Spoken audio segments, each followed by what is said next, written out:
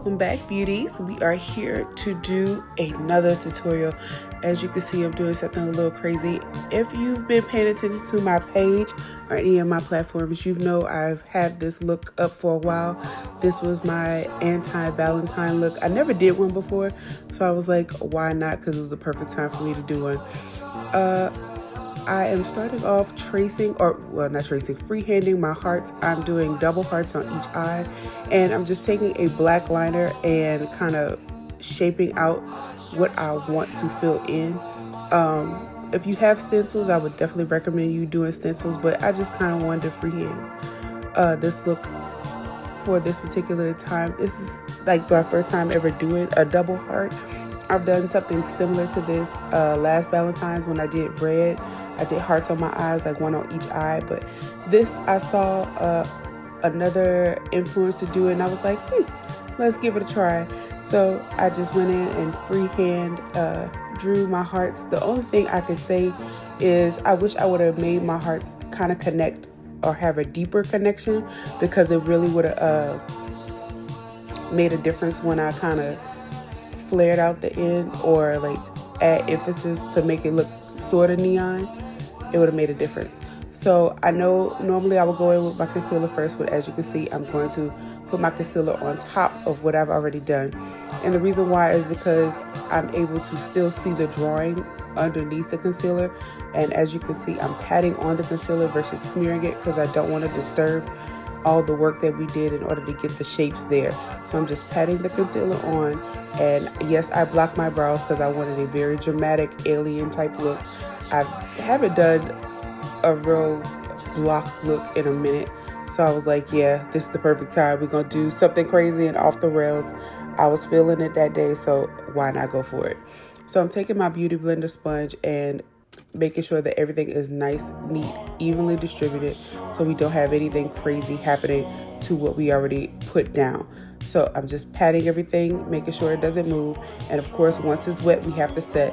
I'm going in with my Huda Beauty Blondie setting powder to make sure that everything is not disturbed, does not move. And we're going in following that with my Makeup Forever palette. Now I'm going to take that dark purple color as my trace, but I'm going to use that light purple color as my transition. So I'm taking a medium fluffy brush, medium dense fluffy brush, and just going in as a transition color to make sure that every other color that we use is nice and evenly blended. So I'm just taking that, trying not to disturb the shape that I've already drawn, filling in the gaps or the negative space just to give me a nice even transition.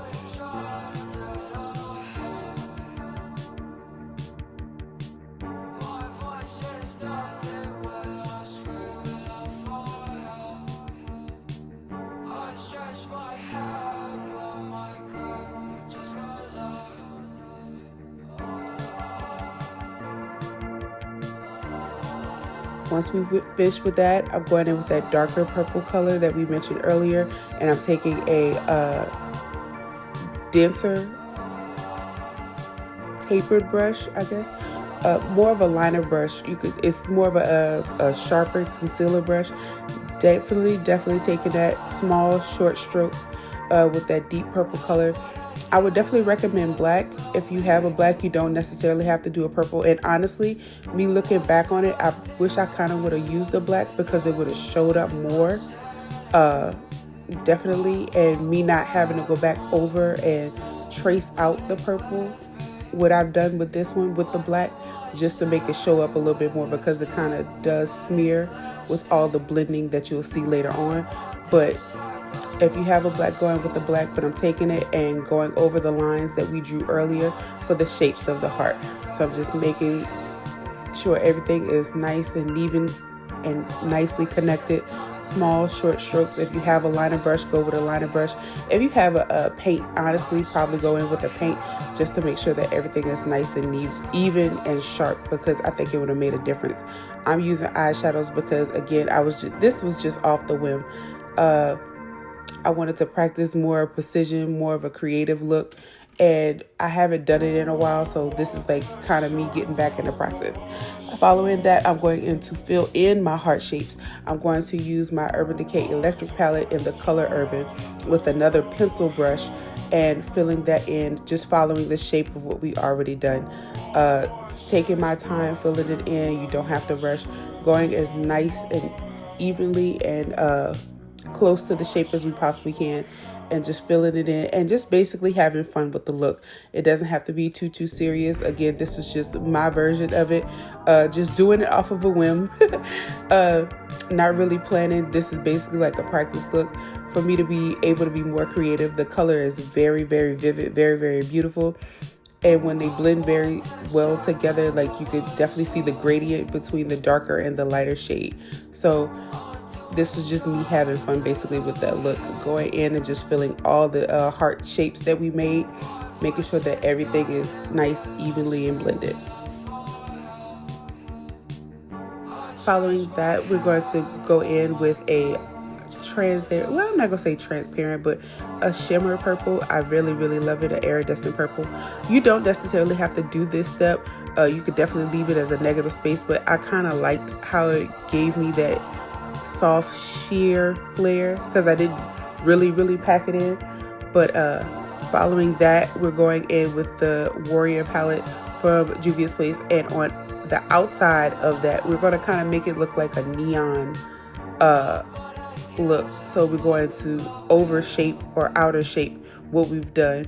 So we're just taking the purple from that palette because it's more of a red purple. I'm using all purples on this look and just kind of overshaping. And again, as I mentioned earlier, if I would have made a deeper connection for the heart, it definitely would have made more of an emphasis, but I love how it looks. I'm using a pencil brush for this particular step just to make sure that everything is nice and evenly blended without disturbing the shape, and just giving me the emphasis of what I want to make the illusion of it somewhat neon, like giving off that bright pink glow somewhat on the outer side and having all the denser colors more on the inside. If your shading connects because you don't have a lot of eye space like I do, please don't feel bad about it. I mean, it's your look. You don't have to do it exactly like everybody else. Now, after I'm finished with that, I'm going in and setting my face with a little bit of my Hydro Power Grip from e.l.f. I love that primer. And don't worry about messing up the shape too much.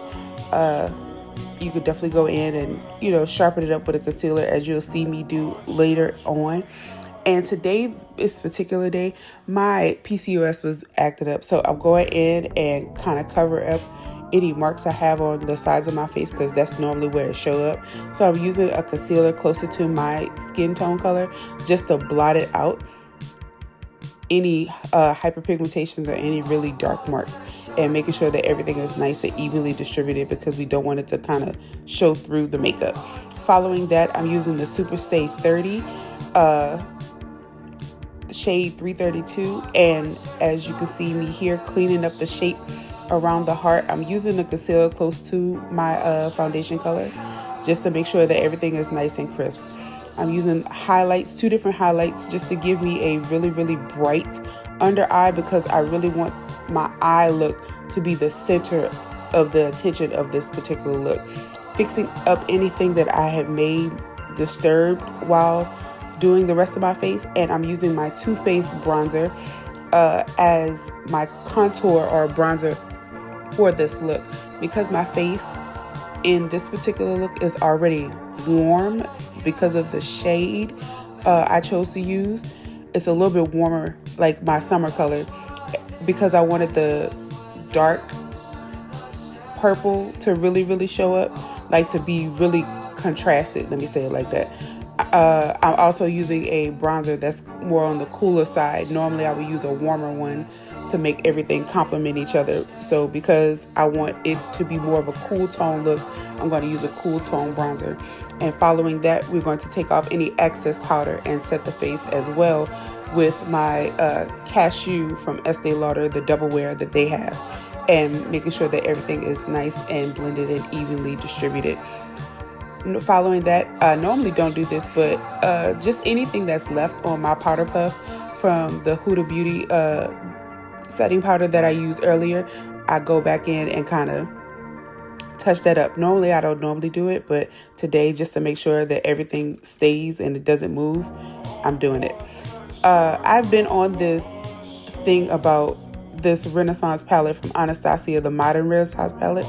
Their raw sienna is like my it contour for my nose right now. And as you can see by my face, y'all know how I feel about blush. Me and blush really don't get along, but because I want a dramatic look, I don't like blush, y'all. I really don't. Yeah. I just stomached it for this look because it just ended up working. So we blended everything, making sure that it sets. I don't like blush. You can see it in my face. I really don't like blush. But we're going to melt everything that we have. I'm using the BH Cosmetics Cara Bell palette. I'm a highlighter girl. I'm not a blush baby. So the highlight we used was the pink from that palette, and I'm going to use a highlighter topper just to give extra emphasis, and that is by a Style Cosmetics I found on Instagram. They sell loose pigments, and it just set everything off. She looked like a good decision and a bad one at the same damn time. And I like it.